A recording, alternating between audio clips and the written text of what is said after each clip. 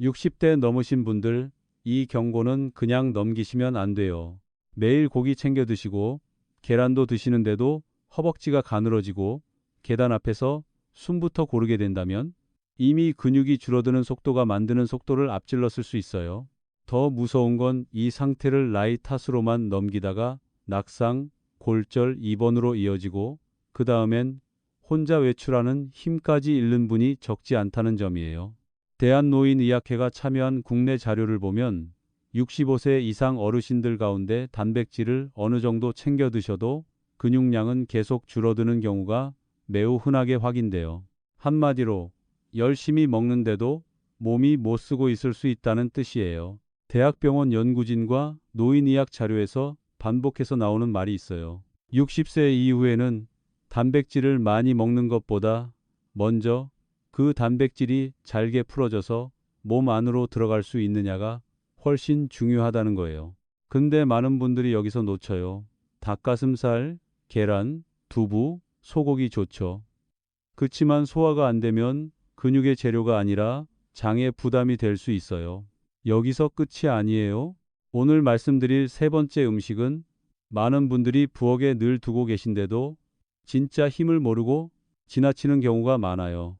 이 차이를 아시면 왜 먹어도 다리 힘이 안 붙었는지 연결되실 거예요. 오늘은 세 가지를 순서대로 보실 거예요.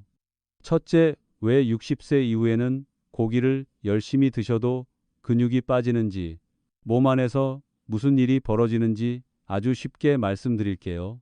둘째, 이 문제를 풀어주는 3가지 음식이 왜 도움이 되는지 연구와 숫자까지 붙여서 설명드릴게요. 셋째, 이걸 실제 밥상에 어떻게 넣어야 부담이 적고 오래 가는지 실수하기 쉬운 포인트까지 짚어드릴게요. 근데 더 중요한 건 마지막 먹는 방식이에요. 같은 음식도 이렇게 드시면 도움되고 저렇게 드시면 속만 더부룩해질 수 있어요. 먼저 오해 하나부터 바로잡아야 해요. 단백질을 많이 먹으면 근육이 붙는다. 맞는 말 같죠? 사실은 반만 맞아요. 근육은 단백질로 만들어지니까 재료는 필요해요. 그런데 재료가 창고 문 앞에 쌓여 있기만 하고 집 안으로 못 들어오면 아무 소용이 없잖아요. 우리 몸도 똑같아요. 고기와 계란 속 단백질은 그대로는 너무 커요. 위에서 위산과 소화 효소가 단백질을 잘게 자르고 그 다음 장에서 아미노산 형태로 흡수돼야 비로소 근육의 재료가 돼요. 이 과정이 빠지면 그냥 많이 먹는다고 해결되지 않아요. 여기서 많은 분들이 생각보다 크게 놀라세요. 저도 처음엔 단백질 양이 제일 중요한 줄 알았는데 알고 보니까 몸이 받아들이는 힘이 먼저였어요. 국민건강보험공단과 고령층 소화기능 자료를 보면 65세 이상에서는 위산 분비와 소화효소 작동이 젊을 때보다 꽤 떨어지는 경향이 있어요. 자료마다 차이는 있지만 대략 30대 대비 60% 안팎 수준으로 보는 보고들이 있어요. 쉽게 말하면 예전엔 10명이 들던 짐을 이제 6명 정도가 들고 있는 셈이에요. 똑같은 양의 고기, 똑같은 양의 계란을 먹어도 몸의 처리 속도가 달라질 수밖에 없어요. 그래서 어떤 분은 예전처럼 드셔도 괜찮고 어떤 분은 속이 더부룩하고 오후에 몸이 무겁고 졸리기까지 해요. 많이 드셔서가 아니라 잘게 풀어내는 힘이 예전 같지 않아서 그래요. 이게 시작이에요. 문제는 소화가 덜 된 단백질이 그냥 끝나지 않는다는 거예요. 위에서 충분히 분해되지 않은 채 장으로 넘어가면 장 안에 나쁜 균들이 그걸 먹이로 삼기 쉬워져요. 그러고 나서 부패가 심해지면 암모니아나 인돌 같은 부담 물질이 생길 수 있고 장벽이 예민해지고 염증 반응이 커질 수 있어요. 그러면 몸은 피곤해지고 관절도 찌뿌둥하고 회복도 느려져요. 근육은 만들어지기보다 오히려 더 빨리 깎일 수 있어요. 좋으라고 먹은 고기가 몸 안에서 피로와 염증의 재료가 될 수 있다는 얘기예요. 큰일 나요. 그래서 식사 후 이런 느낌이 반복되면 그냥 넘기시면 안 돼요. 고기 먹고 나서 속이 오래 답답하다. 계란 먹은 날 유난히 트림이 잦다. 식후에 몸이 무겁고 졸음이 쏟아진다. 화장실 냄새가 예전보다 훨씬 독해졌다. 배에 가스가 잘 차고 아침에 일어났을 때 개운함보다 묵직함이 먼저 온다. 이런 건 단순히 입맛 문제로만 보면 안 돼요. 몸이 지금 방식은 부담스럽다고 신호를 보내는 걸 수 있어요. 근데 여기서 더 중요한 게 있어요. 많은 분들이 이 신호를 무시하고 오히려 더 많이 드세요. 근육 빠지면 큰일이라고 생각해서요. 그러면 부담이 더 커져요. 의학적으로 60세 이후 근육이 줄어드는 현상을 근감소증이라고 해요. 국내외 노인의학 자료를 종합하면 65세 이상에서 대략 10명 중 2명 안팎, 많게는 3명 가까이가 근감소 위험군으로 분류돼요. 이 숫자가 왜 무섭냐면요. 근육은 단순히 다리 힘만 담당하는 게 아니에요. 근육은 혈당을 받아주는 저장고예요. 근육량이 줄면 식후 혈당이 쉽게 올라가고 당뇨 위험이 커질 수 있어요. 또 체온을 만드는 큰 기관이기도 해서 근육이 줄면 쉽게 추워지고 면역도 약해질 수 있어요. 씹는 힘, 삼키는 힘, 자세를 버티는 힘도 전부 근육과 연결돼 있어요. 결국엔 걷는 반경이 줄어요. 그리고 삶의 반경이 줄면 마음도 같이 줄어들어요. 낙상 위험도 그냥 숫자로 끝나지 않아요. 분당 서울대병원과 여러 고령층 연구에서 반복해서 강조하는 게 하체 근육이 약해질수록 넘어질 위험이 눈에 띄게 높아질 수 있다는 점이에요. 넘어지고 끝이 아니에요. 고관절 골절, 수술, 재활, 장기 입원으로 이어질 수 있어요. 그러고 나서 침대에 누워있는 기간이 길어지면 근육은 더 빨리 빠져요. 악순환이 시작되는 거예요. 자식들한테 짐이 되기 싫어서 더 참고 버티시는 분들이 많잖아요. 그래서 지금 이 단계에서 막아야 해요. 아직 늦지 않았어요. 여기까지 정리해 볼게요. 첫째, 단백질 자체가 문제가 아니라 흡수에 문제가 숨어 있을 수 있어요. 둘째, 60세 이후에는 위산과 소화효소 힘이 떨어져서 예전 방식이 안 맞을 수 있어요. 셋째, 소화가 덜 된 단백질은 장 부담과 염증으로 이어져 오히려 근육 회복을 방해할 수 있어요. 그러니까 답은 무조건 더 많이 먹는 게 아니에요. 몸이 받아들이기 쉬운 형태로, 그리고 소화 부담을 줄이는 방향으로 바꾸는 거예요.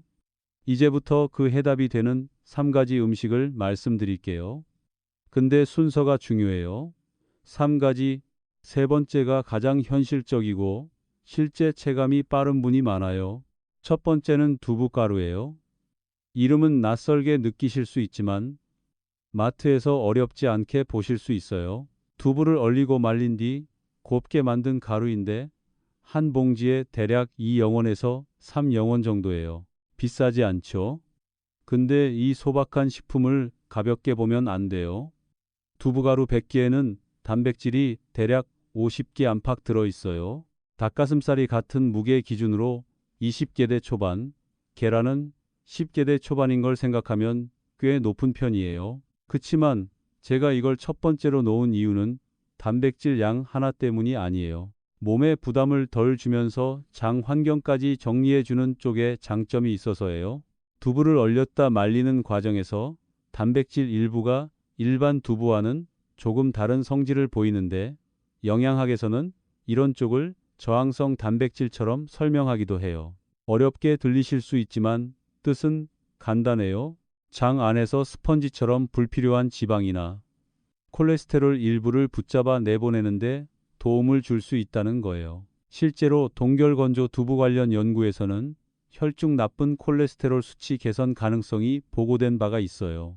정확한 수치는 연구마다 다르지만 몇 주에서 몇 달 꾸준히 먹었을 때 의미 있는 변화가 보였다는 결과들이 있어요. 결국엔 장도 덜 지저분해지고 식물성 단백질도 들어오고 배 주변 부담까지 줄이는 방향으로 작용할 수 있다는 거예요.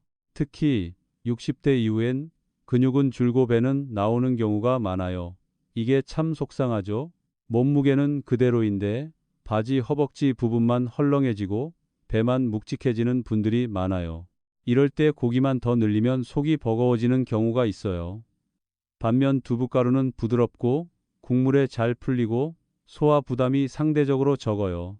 또 이소플라본이 들어있어서 뼈 건강과 혈관 탄성 쪽에도 도움을 기대할 수 있어요. 골다공증이 걱정되시는 분, 혈압이나 혈관 건강이 신경 쓰이는 분에게도 밥상에 넣기 좋은 이유가 여기에 있어요.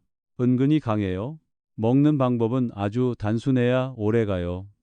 된장국, 미역국, 북엇국, 콩나물국 같은 국물 요리에 밥숟가락으로 1큰술 정도 넣어 보세요. 따로 불릴 필요도 없고 국물에 풀리면 으깬 두부처럼 부드럽게 퍼져요. 계란찜에 섞어도 괜찮고 만두소나 동그랑땡 반죽에 조금 넣어도 좋아요. 중요한 건 처음부터 많이 넣지 않는 거예요. 하루 1큰술 정도로 시작해서 속이 편한지 보면서 늘리시면 돼요. 좋은 음식도 몸이 적응하는 시간이 필요해요. 많이보다 꾸준히예요. 이게 핵심이에요. 근데 여기서 많은 분들이 실수하는 게 하나 있어요. 두부가루를 건강식처럼 따로만 챙기려고 해요. 물에 타서 벌컥벌컥 드시거나 한꺼번에 3숟가락씩 넣어요. 그러면 오히려 입안도 텁텁하고 속도 더부룩할 수 있어요. 가장 좋은 방식은 늘 드시는 음식 속에 자연스럽게 섞는 거예요. 몸은 새롭고 거창한 걸 오래 못 버텨요. 익숙한 식사 안에 들어가야 오래 갑니다. 여기서 끝이 아니에요. 두 번째 음식은 근육 회복 속도와 혈류 쪽까지 같이 건드릴 수 있어서 더 중요해요. 두 번째는 연어 통조림이에요. 통조림 코너에 늘 있는데도 의외로 제대로 안 드시는 분이 많아요. 생선은 좋다는 건 아시죠? 근데 연어 통조림의 강점은 단백질만이 아니에요. 연어의 분홍빛을 만드는 아스타잔틴이라는 성분이 핵심이에요. 이건 항산화 쪽에서 굉장히 강한 물질로 알려져 있어요. 연구 소개마다 차이는 있지만 비타민 E보다 훨씬 강한 수준으로 언급되기도 해요. 왜 이게 중요하냐면 나이가 들수록 근육은 산화 손상과 염증에 더 쉽게 노출돼요. 같은 걸어도 회복이 더딘 이유 중 하나예요. 연어는 거센 물살을 거슬러 올라가면서 근육을 극한까지 써야 하는 생선이에요. 그 과정을 버티게 해주는 보호막 역할 중 하나가 아스타잔틴이라고 이해하시면 쉬워요. 우리 몸도 비슷해요. 60대 이후에는 예전처럼 조금 걸었다고 금방 회복되지 않아요. 아침에 괜찮았는데 오후가 되면 다리가 풀리고 장 보고 오면 허벅지가 먼저 무거워지는 분들이 많아요. 이런 분들에게는 단순한 단백질 보충만이 아니라 근육이 덜 상하고 더 빨리 회복할 수 있는 환경이 필요해요. 연어 통조림은 그 부분에서 의미가 있어요. 여기에 DHA와 EPA 같은 오메가3 지방산도 들어있어요. 이건 혈액 흐름과 염증 조절 쪽에서 많이 알려져 있죠. 단백질이 장에서 흡수돼도 그걸 근육까지 실어 나르는 길이 막혀 있으면 실제 힘으로 이어지기 어려워요. 혈류가 좋아져야 영양이 말단까지 도착해요. 그래서 저는 오메가3을 도로 정비에 비유해서 말씀드려요. 벽돌만 쌓아두면 집이 안 지어지잖아요. 자재를 나르는 길도 열려 있어야 해요. 근데 더 좋은 점이 하나 있어요. 연어 통조림은 뼈째 먹을 수 있는 경우가 많아요. 고압 처리돼서 부드러워요. 그 뼈에 칼슘이 들어있어요. 단백질, 아스타잔틴, 오메가3, 칼슘을 한 번에 챙길 수 있다는 거예요. 가격도 부담이 크지 않아요. 제품에 따라 다르지만 한 캔에 대략 500원에서 500원 선에서 구할 수 있어요. 먹는 법도 어렵지 않아요. 무채나 오이채와 가볍게 무쳐서 반찬으로 내도 되고 양파 조금, 대파 조금 넣고 따뜻한 국물로 끓여도 괜찮아요. 샐러드에 올려도 되고 현미밥 반 공기와 함께 간단한 한 끼로 드셔도 좋아요. 여기서 주의할 건 너무 짜지 않은 제품을 고르는 거예요. 그리고 기름에 잔뜩 볶기보다 가능한 한 담백하게 드시는 게 좋아요. 재료는 좋은데 조리법이 무거우면 장점이 줄어들어요. 여기서 실제 사례 하나 말씀드릴게요. 부산에 사시는 72세 김정숙 어르신 이야기예요. 이분은 건강에 관심이 많으셔서 단백질이 중요하다는 말 듣고 매일 닭가슴살을 삶아 드시고 삶은 계란도 2개씩 챙기셨어요. 저녁엔 돼지고기도 드셨어요. 반년 넘게 굉장히 성실하게 지키셨어요. 근데 문제는 허벅지가 점점 가늘어졌다는 거예요. 바지 허리는 비슷한데 허벅지 쪽이 자꾸 헐렁해지고 집 근처 공원까지 15분 걸리던 길을 가다가 중간에 한 번씩 쉬게 되셨어요. 처음엔 저도 활동량 부족이 먼저인가 싶었는데 식사 후 상태를 듣고 생각이 바뀌었어요. 고기 먹고 나면 항상 속이 더부룩하고 소화제를 먹어야 다음 날까지 편했다고 하셨어요. 이게 뭐지? 했다가 바로 연결이 됐어요. 몸이 이미 부담을 느끼고 있었던 거예요. 재료는 열심히 넣고 있는데 정작 위와 장이 처리하지 못하고 있었던 거예요. 그래서 식품의 양을 늘리는 대신 구조를 바꿨어요. 아침 된장국에 두부가루 1큰술을 넣기 시작했고 주 3회 정도 저녁 반찬으로 연어 통조림을 드시게 했어요. 그리고 잠시 후 말씀드릴 세 번째 음식을 점심 쪽에 조금씩 더했어요. 처음 2주는 큰 변화가 없었다고 하셨어요. 그런데 4주쯤 지나면서 아침 몸의 묵직함이 덜해졌다고 했고 8주쯤에는 발걸음이 전보다 덜 무겁다고 하셨어요. 12주 뒤 다시 오셨을 때는 혼자 동네 목욕탕까지 쉬지 않고 걸어갔다 오셨다고 하셨죠. 식사량을 확 늘린 게 아니었어요. 몸에 맞는 형태로 바꿨을 뿐이에요. 봉장 목욕탕슬 차이가 여기서 났어요. 여기까지 오시면 감이 오실 거예요. 왜 어떤 분은 단백질을 열심히 먹는데도 근육이 줄고 어떤 분은 큰돈 안 들이고도 몸이 반응하는지요. 답은 희한한 보조제가 아니라 몸 상태에 맞는 형태와 순서예요. 그리고 이제 가장 중요한 세 번째 음식으로 가야 해요. 이건 어르신들 부엌에 꽤 자주 있고 예전부터 몸이 허할 때 끓여 드시던 음식이라 더 의미가 커요. 세 번째는 황태채예요. 명태를 겨울바람에 얼리고 말리는 과정을 반복해서 만든 황태를 가늘게 찢어 놓은 거예요. 건어물 코너에 늘 있죠. 한 봉지 2영원에서 3영원 정도면 살 수 있어요. 많은 분들이 그냥 국 끓이는 재료 정도로만 생각하시는데 사실은 60대 이후 소화와 근육 문제에 꽤 현실적인 장점이 있어요. 황태채 100기에는 단백질이 70기 안팎으로 매우 높아요. 숫자만 봐도 강하죠. 근데 진짜 포인트는 양보다 형태예요. 이게 핵심이에요. 황태는 얼었다 녹았다를 반복하는 오랜 과정 속에서 단백질 구조가 많이 부드러워져요. 큰 덩어리 단백질이 더 작은 펩타이드와 아미노산 형태로 나뉘어 있는 비율이 높아질 수 있어요. 쉽게 비유하면 소고기는 큰 장작을 들여와서 직접 쪼개 써야 하는 느낌이라면 황태채는 이미 잘게 패놓은 장작에 가까워요. 불이 붙는 속도가 다르죠. 몸도 비슷해요. 위와 장이 해야 할 일이 상대적으로 줄어들기 때문에 소화 부담이 덜하고 흡수 속도 면에서 유리할 수 있어요. 소화력이 떨어진 분들에게 왜 황태국이 유독 편하게 들어가는지 이유가 여기에 있어요. 실제로 수산 단백질과 펩타이드 관련 연구를 보면 작은 형태로 나뉜 단백질은 흡수와 회복 쪽에서 유리하게 작용할 가능성이 반복해서 보고돼요. 황태 자체를 대규모로 본 연구는 제한적일 수 있지만 말린 생선 단백질과 펩타이드가 근육 회복과 피로 부담 감소에 긍정적으로 작용할 수 있다는 방향성은 꽤 일관돼요. 또 황태에는 타우린도 들어있어요. 타우린은 피로 물질이 쌓이는 걸 줄이는 쪽으로 잘 알려져 있죠. 오래 걷고 나면 유난히 다리가 무겁고 계단 몇 층만 올라가도 숨보다 다리가 먼저 풀리는 분들에게는 이런 요소가 꽤 중요해요. 그리고 황태국의 감칠맛을 만드는 이노신산은 식욕이 떨어진 어르신에게 식사문을 열어주는 역할도 해요. 이건 무시 못해요. 사실 어르신들이 몸이 힘들 때 황태국 찾으셨던 데는 이유가 있었어요. 그냥 옛날 습관이 아니었어요. 저도 처음엔 해장 음식 정도로만 생각했는데 소화 부담이 적고 흡수되기 쉬운 단백질, 따뜻한 국물, 식욕을 살리는 감칠맛, 여기에 달걀이나 두부까지 더하면 꽤 균형이 좋아져요. 알고 보니까 굉장히 합리적인 음식이었어요. 솔직히 생각도 못했어요. 먹는 방법은 복잡하면 안 돼요. 가장 좋은 건 따뜻한 황태국으로 드시는 거예요. 다시마나 멸치 육수에 황태채 한 줌 넣고 달걀 1개 풀고 두부 조금 넣으면 10분 안에 돼요. 아침에 드시면 더 좋아요.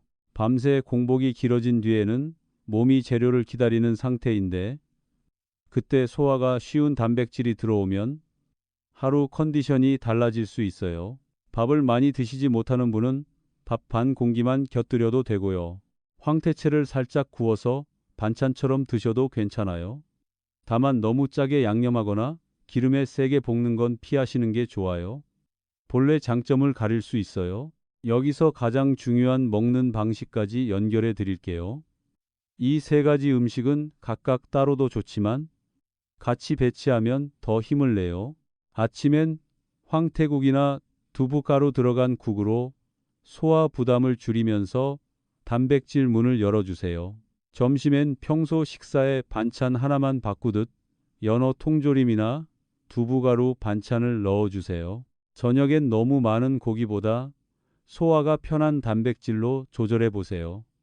한 끼에 몰아넣지 말고 하루에 나눠 드시는 게 좋아요. 고령층 연구에서 반복해서 나오는 포인트가 이거예요. 근육은 한 번에 왕창 넣는다고 다 쓰지 못해요. 끼니마다 일정하게 들어와야 반응이 나와요. 예를 들면 이런 식이에요.